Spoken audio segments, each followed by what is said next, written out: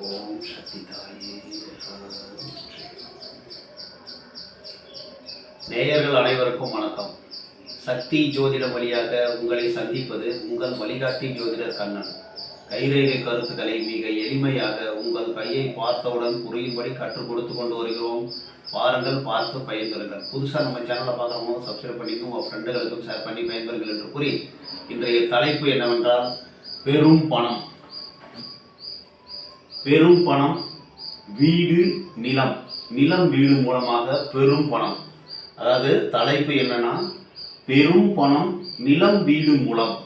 அதாவது வீடு ப்ராப்பர்ட்டி, அதாவது பூர்வீக இடம் நிலம் நிறைய இருக்கும். அதை விற்று நிறைய பணம் நிறைய பெரும் பணம் வரக்கூடிய அமைப்பு கைரேகையில் எப்படி கண்டுபிடிப்பது, இதை நம்ம பார்க்க போறோம். போர்டுக்கு வந்துருவாங்க. இப்ப நம்ம கையை பார்த்த உடனே பணம் வரணும், சொத்து வாங்கணும் அப்படின்னா இந்த ஆயில் ரேகையிலிருந்து மேல் நோக்கின ரேகை போகும் வயதில், இது மாதிரி ஆயில் ரேகையிலிருந்து மேல நோக்கும் ரேகை போகும்போது சொத்து வாங்கக்கூடிய அமைப்பு உருவாகும். இதே ஆயுள் ரேகையில கீழ் நோக்கின ரேகைகள் வரும் வயதில், இப்படி கீழ் நோக்கி ரேகை வரும் வயதில் உங்களுடைய பூர்வீக சொத்து இல்லைன்னா நீங்க சம்பாதிச்ச சொத்து அது விற்று பெரும் பணம் வரக்கூடிய அமைப்பு உருவாகும். நல்லா புரிஞ்சுங்க. ஆயுள் ரேகையில் மேல் எழும்பக்கூடிய கிளை வரும் வயதில் சொத்து நிலம் வீடு வாங்கக்கூடிய அமைப்பு உருவாகும். அதே ஆயுள் ரேகையில கீழ் நோக்கின கிளைகள் வரும் வயதில் உங்களுடைய பூர்வீக சொத்து இல்லைன்னா நீங்க வாங்கின சொத்து இடம் நிலம் வித்து பெரும் பணம் வரக்கூடிய அமைப்பு உருவாகிறது. ஒன்று. ரெண்டாவது, இந்த ஆயில் ரேகையில லைட்டா விடுபட்டிருக்கும் சார். இந்த ஆயில் ரேகையில ஏதாவது ஒரு இதுல லைட்டா அப்படி விடுபட்டிருக்கும். அது பார்த்தோம்னா தெரியும், லைட்டா விடுபட்டு இருக்கும். அந்த வயசுல உங்களுடைய பூர்வீக இடத்தை, அதாவது நிலத்தை சொத்து பத்தை வித்துட்டு ஊர் விட்டு ஊர் போய் நல்ல ஒரு பெரும் பணம் லம்சமாக கையில் அமௌண்ட் எடுத்துகிட்டு போய் வேற ஒரு இடத்துல குடிபெயர்ந்து இருப்பதற்கும் வாய்ப்பு உண்டு. இந்த மாதிரி அந்த விதி ஆயுள் ரேகையில கொஞ்சம் லைட்டாக கொஞ்சம் டம்மியாக இருக்கும்.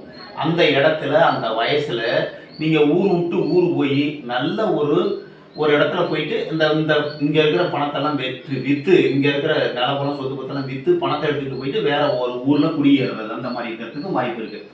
அதே மாதிரி இப்போ கட்டம் இருக்கும். செவ்வாய் சமவெளியில கட்டம்.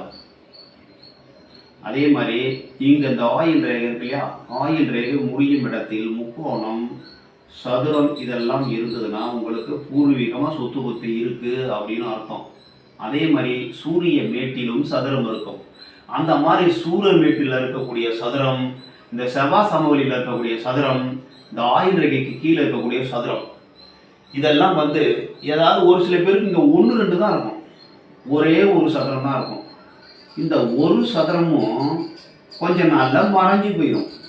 இந்த ஆயுள் ரேகைக்கு கீழே இருக்க சதுரமும் மறைஞ்சு போயிடும். அதே மாதிரி சூரிய ரேகைக்கு பக்கத்துல இருக்கிற சதுரம் மறைஞ்சிடும். அதே மாதிரி உள்ளங்கையில செவ்வானாவே நிலம் வீடு சொத்து வீடு அந்த மாதிரி குறிக்கக்கூடியது செவ்வாய். இந்த கீழ் செவ்வாய், இது மேல் செவ்வாய். இதுல எந்த இடத்துல சதுரம் இருந்தாலும் கையில எங்க சதுரம் கண்டாலும் பெரிய ப்ராப்பர்ட்டி சொத்து நிலம் அப்படிங்கிறத தெரிஞ்சுக்கணும்.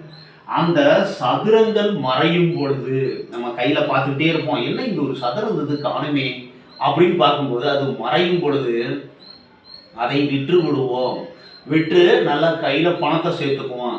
இந்த மாதிரி சதுரம் எங்க ஒன்றும் ஆயுள் ரேகைக்கு கீழே சதுரம் இருக்கும், இல்லைன்னா சூரிய ரேகைக்கு அடியில், அதாவது இருதய ரேகைக்கு பக்கத்துல சதுரம் இருக்கும், இல்லைன்னா செவ்வாய் சமவெளியில சதுரம் இருக்கும். அப்படி இல்லை எந்த கிரக வீட்டில் சதுரம் இருந்து மறைந்தாலும் உங்களுக்கு அந்த வீடு நிலம் பூர்வீக இடத்தை விற்றுவிட்டு பெரும் பணம் லம்சமா ஒரு அமௌண்ட் கையில உங்களுக்கு வரப்போகுது அப்படிங்கிறத நீங்க தெரிஞ்சுக்கணும். அந்த வயதில் எந்த இடத்துல இருக்கிற சதுரம் மறைஞ்சிருக்கு. அதே மாதிரி இந்த விதி ரேகை இருக்கு இல்லையா, விதி ரேகை என்ன பண்ணும், ஒரு சில வயசுல நின்று போயிடும் சார். இப்போ ஒரு 35 இந்த இடத்துல விதி ரேகை நின்று போயிருது. இந்த இடத்துல 35 வயசுல இது 30, இது 50. இதுக்கு இடையில 30 to 50 வயசுல இந்த விதி ரேகையில கேப் இருக்கு. அப்போ உங்களுக்கு பொருளாதார தடை ஏற்படும். அப்போ என்ன பண்ணுவீங்க? பூர்வீக சொத்து, இடம், நிலம், வீடு இதெல்லாம் விற்று அந்த பொருளாதாரத்தை சரி பண்ணக்கூடிய ஒரு அமைப்பு உருவாகும். அப்போதைக்கு ஒரு லம்சமான ஒரு பெரிய அமௌண்ட் வரும் உங்களுக்கு அப்படிங்கிறத தெரிஞ்சுக்கலாம்.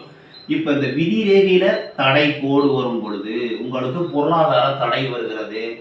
அந்த விட்டு போகும்போது பொருளாதாரமே நின்று போயிடும். அப்படிங்கும்போது அந்த வீடு, அந்த ப்ராப்பர்ட்டியை விற்று ஒரு கையில் ஒரு பெரும் பணம் வரப்போகிறது அப்படிங்கிறத தெரிஞ்சுக்கலாம். சரிங்களா? இப்படி தான் நம்ம கையில் பார்க்கணும். இப்போ ஒரு நபர் கேட்குறாரு, சார் ரொம்ப கடன் இருக்குது, கொஞ்சம் வேலையெல்லாம் இருக்குது, இதெல்லாம் முடிக்கணும்னா எனக்கும் 50, 60 ஆயிடுச்சு, இதுக்கு மேலே இந்த ப்ராப்பர்ட்டியெல்லாம் விற்றுட்டு பணத்தை இது பண்ணி இடத்துக்கு செட்டில் பண்ணிட்டு நம்ம ஒரு நிம்மதியான வாழ்க்கை எப்பொழுது நமக்கு கிடைக்கும் அப்படின்னா இந்த கையை பார்க்கணும். கையை பார்க்கும்போது ஒன்றும் சதுரம் மறையும். சதுரம் என்றால் நிலம், வீடு, சொத்து, அது மறையும். அப்படி இல்லை, இந்த ஆயில் ரேகையில் ஏதாவது ஒரு கேப் இருக்கும் லைட்டாக. அந்த கேப் இருக்கும்போது சொத்து விற்கிறதுக்கு வரும். அப்புறம் அந்த ஆயில் ரேகையில கீழ் நோக்கின கிளை வரும் வயதில் சொத்து விற்கிறதுக்கு பணம் வரத்துக்கு வாய்ப்பு இருக்கு. அதே மாதிரி இந்த சதுரம் எங்கேயாவது இருந்து மங்கும் வயதில் உங்களுக்கு நிலம், வீடு, சொத்து விற்று வருமானம் வரத்துக்கு வாய்ப்பு இருக்கு. இப்போ விதி ரேகை 50, 55ஓட நின்று போயிருக்கு சார். அப்போ உங்களுக்கு வருமானம் நின்று போயிருக்கு. அப்போ ஒரு சில பேருக்கு நேராக அந்த சனிமேட்டு ஃபுல்லாகவே வரும். அப்போ உங்களுக்கு ஒரு 50, 55 வருமானம் தடை ஏற்படும். அந்த வருமான தடை ஏற்படும் பொழுது நீங்கள் உங்களுடைய பூர்வீக நிலம், சொத்து இதை விற்றுட்டு நிறைய லம்சமான ஒரு அமௌண்ட் வரும்.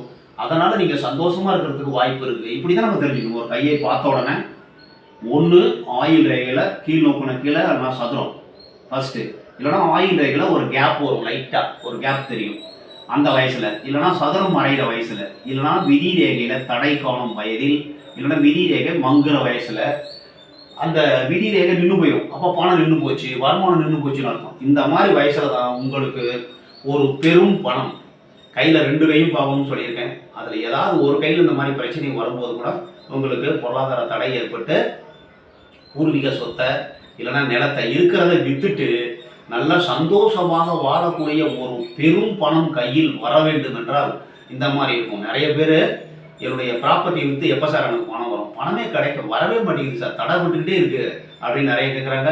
அவங்களுடைய இந்த காணொலி நம்ம கையை பார்த்த உடனே நம்ம ஈஸியாக கண்டுபிடிச்சிடலாம். ஈஸியாக நீங்கள் வேறு யாரையும் கேட்க வேண்டியதில்லை. நீங்களே உங்கள் கையை பார்த்து 2 கையும் பாருங்கள், என்ன வயசு நடக்குதுன்னு பாருங்கள், என்ன வயசில் இது மறையுதுன்னு பாருங்கள். நீங்கள் கையை பார்த்துக்கிட்டே இருக்கவங்களுக்கு தெரியும். 2 கையும் பார்த்தீங்கன்னா ஒரு சில ரேகை மறையும். ஒரு சில ரேகை மறையும் பொழுது உங்களுக்கு அந்த பொருளாதார தடை ஏற்பட்டு ஒரு பெரும் பணம் வருவதற்கு வாய்ப்பு உண்டு என்று கூறி மற்றும் ஒரு சிறப்பான காணொலியில் உங்களை சந்திக்கும் வரை உங்கள் வழிகாட்டி ஜோதிடர் கண்ணன். வணக்கம்.